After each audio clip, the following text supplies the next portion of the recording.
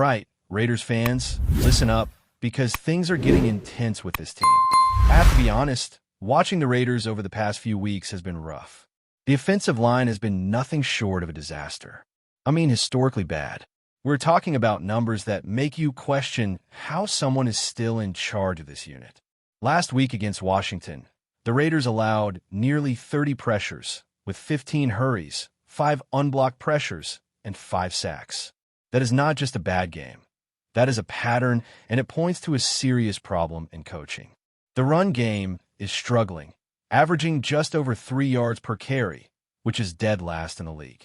Every time the Raiders run the ball, it feels like a struggle just to get back to the line of scrimmage. And let's be real, this isn't just the players' fault. The coaching is failing them. Whoever is running this offensive line has to take a hard look in the mirror because the way the running game has been executed is embarrassing. Now, I know there are a lot of people who might say, give Brennan Carroll more time. He's just starting out. But let's be real here. Carroll has been coaching in college and in the NFL for years, and the results have never been close to what you would expect from a professional offensive line coach. He's never had a top 40 offensive line at the college level, and now he's running the Raiders' offensive line. That's not just a bad decision. That's a recipe for disaster. Watching this team struggle week after week, it's clear that the problems run deeper than just a few missed blocks or bad calls. It's a lack of leadership, preparation, and understanding of the players on the roster. Speaking of understanding players, that's another huge issue here. It seems like the coaching staff doesn't actually know the team they have. Take JPJ, for example. Last season, he showed that he's far better at center, and Jordan Meredith was clearly more effective at left guard. But somehow, the current setup ignores all of that data. They're running the same plays over and over, ignoring what worked in previous seasons and failing to put the best players in positions to succeed. When you watch the games, you can see it in real time. The offensive line isn't just bad. It's mismatched, uncoordinated, and frankly mismanaged. Players are being underutilized, mispositioned, and it's costing the Raiders yards, drives, and ultimately wins. And let's talk about communication, because that's a disaster on its own. Chip Kelly and Brennan Carroll clearly aren't on the same page. On the sidelines and in the booth, you can see the frustration.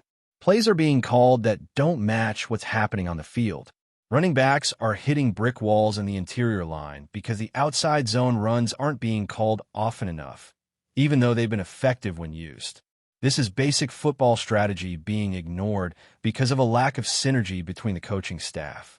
If you're calling yourself a professional NFL team, this kind of disconnect should be unacceptable. It's as if they're speaking completely different languages out there. Then there's the issue of regression. Some of the players who should be improving are getting worse. Dylan Parham, Jordan Meredith, JPJ, and DJ Glaze have all shown declines in performance this season. That's alarming when you consider how much talent and potential this roster has. The Raiders drafted players to improve these exact positions, yet the coaching is holding them back. The development of rookies like Caleb Rogers and Charles Grant is being stunted because the offensive line as a whole is mismanaged. It's not just a short-term problem. It's a long-term issue that could set this team back for years. And we haven't even touched on the glaring issue of favoritism. It's becoming painfully obvious that certain players are getting opportunities not because they're the best option, but because of internal preferences. That's not a commitment to excellence. That's a recipe for failure. In a league where every yard counts, every snap matters, and every mistake can cost a game, you can't afford to let bias dictate who's on the field. The Raiders are better than this. The players deserve better than this. And the fans, we demand better than this. If we're being honest, there's a simple solution staring the coaching staff right in the face. Move Carroll out of the offensive line coach and run game coordinator roles. Let him take on a smaller, more supportive role while someone with proven experience, like Joe Philman, takes over the line. Philman has the track record. He's shown he can manage this unit and get the best out of the players. The team doesn't need theory and experimentation right now. They need results, and right now, the results are catastrophic. And let's circle back to the running game, because this is where it really hurts. The interior line has been brutal, but the strategy hasn't adapted. Running backs are being cycled in and out without rhythm, and the same plays are being called repeatedly despite failing to gain yards. Samir White and Ashton Gentry are seeing inconsistent usage, and it's hurting continuity. Last season, when Joe Philman stepped in, there was a noticeable improvement. Yards per carry went up, the line gelled, and the offense moved better. But now, under this current system, all of that progress seems erased. The team is running in place, literally and figuratively, and it's maddening to watch. It's not just about numbers. It's about trust and confidence. Geno Smith has been sacked 12 times already this season, putting the Raiders on pace to break the record for most sacks allowed in franchise history. That's embarrassing, yes, but it also erodes the confidence of the quarterback and the entire offense. When players can't trust their line to hold up, everything else collapses. The team loses momentum, and games slip away. A franchise with the potential to compete at a high level cannot sustain this. Ultimately, watching the Raiders this season so far feels like watching a train wreck in slow motion. There's talent on this roster. There are skilled players who can make plays, but the system, the coaching, and the lack of accountability are holding everyone back. The offensive line is a perfect example of how mismanagement can tank an entire unit. It's frustrating, it's infuriating, and it's the kind of problem that needs immediate attention if the Raiders want to remain competitive in this league. Now, let's talk about JPJ, because this is where things get even more frustrating. Jackson Powers-Johnson has shown he is clearly one of the best defensive linemen on this team, if not the second best, yet he hasn't been given the starting role at center. And it's not like he's not ready to play. He was active in special teams, specifically on the field goal unit, which means he's healthy enough to step onto the field for meaningful snaps. So, why is he not starting? Why is the team continuing to play Alex Kappa in a role that he struggles with, while JPJ sits on the sidelines? The continuity excuse only goes so far. Yes, it was a short week. Yes, they wanted to maintain rhythm with Kappa at right guard, but after seeing how the first, second, third, and fourth quarters unfolded, it's clear the plan was failing. Adjustments weren't made in time, and the offense suffered as a result. If we're being honest, JPJ at center makes all the sense in the world. He's shown he can handle the responsibilities, and when he played there last season, the line performed better. Yards per carry increased behind him, the blocking was more consistent, and the running game gained momentum. Those are real results, not hypothetical potential. And yet, he continues to sit, while the team continues to struggle with poor interior blocking and failed execution. This isn't just about putting the best player in the best position. It's about maximizing the team's chances to win. Every snap that JPJ doesn't play at center is a missed opportunity, a squandered chance to give the offense a fighting chance. The lack of trust and apparent favoritism on this offensive line is baffling. It feels like we're watching a high school drama unfold in the NFL. Players aren't being evaluated strictly on talent or performance. Instead, decisions seem to be made based on internal relationships, perceived loyalty, or even just stubbornness to leave a personal stamp on the line. This is not what professional football is about. The Raiders have talented players, but they're being hampered by poor decision-making from the coaching staff. This is not conjecture. It's evident in every yard lost, every failed run, and every sack given up. Speaking of sacks, let's put this into perspective.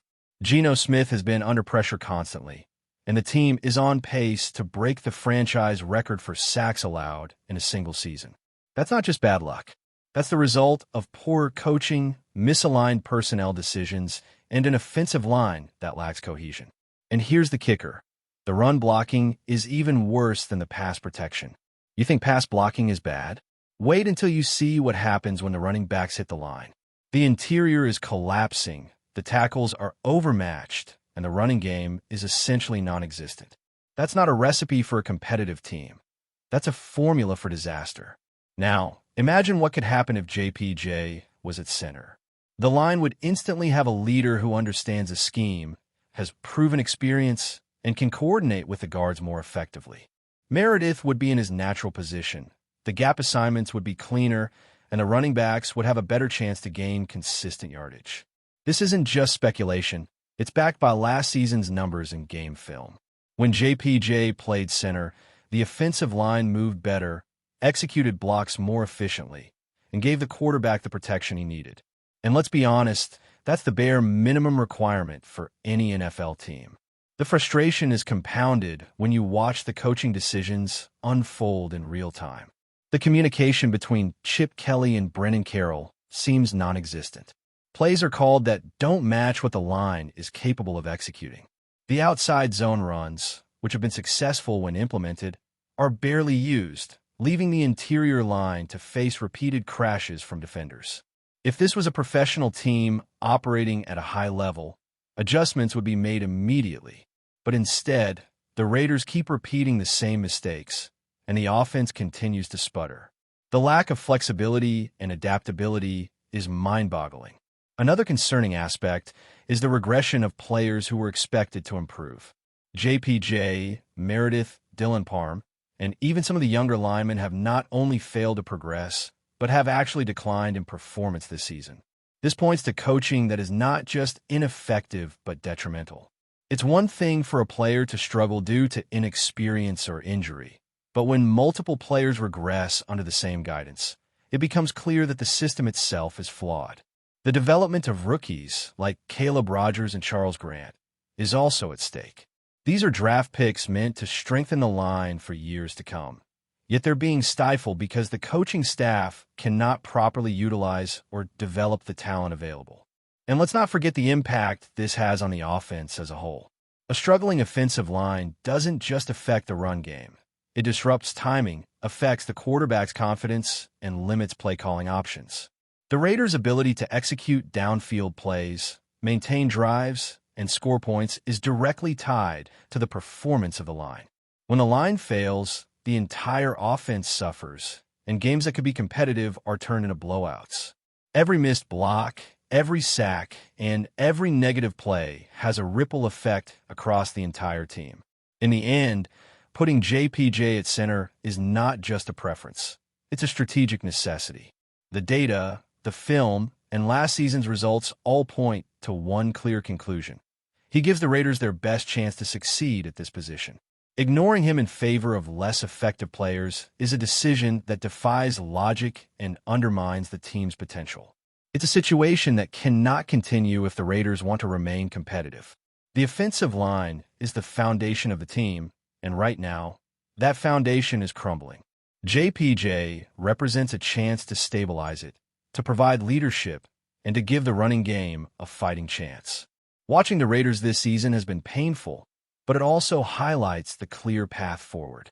Adjustments need to be made, roles need to be reevaluated, and the players with the most talent need to be on the field. JPJ at center isn't a radical idea, it's common sense. It's the type of decision that separates teams that compete from teams that merely exist.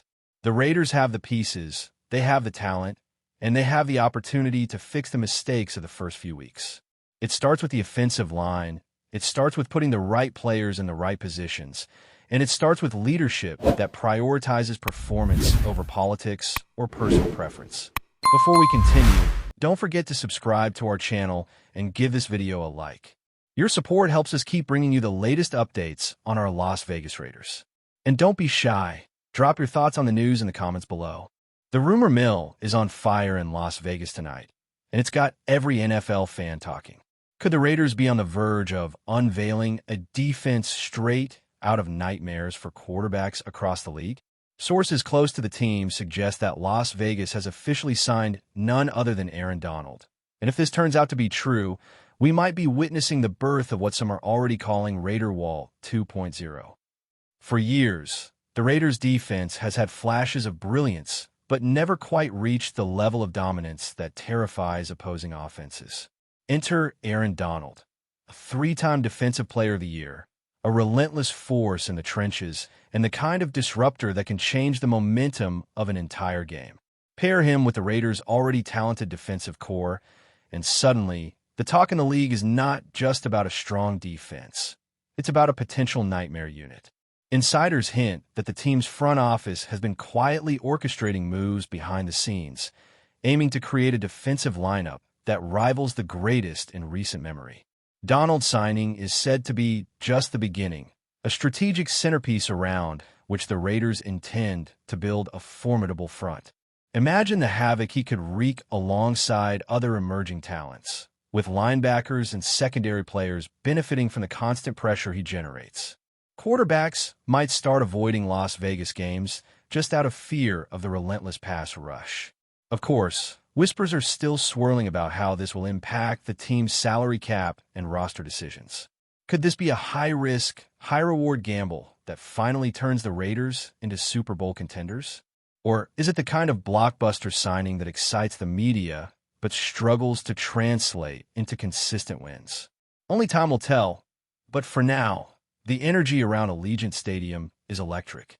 Fans are buzzing, social media is ablaze, and the NFL world can't stop speculating. Is Raider Wall 2.0 about to become the most feared defense in football? That's it for this update. If you enjoyed the video and want to stay updated with exclusive news about our Las Vegas Raiders, be sure to subscribe to our channel and hit that like button. We can't wait to hear your thoughts in the comments. See you in the next video.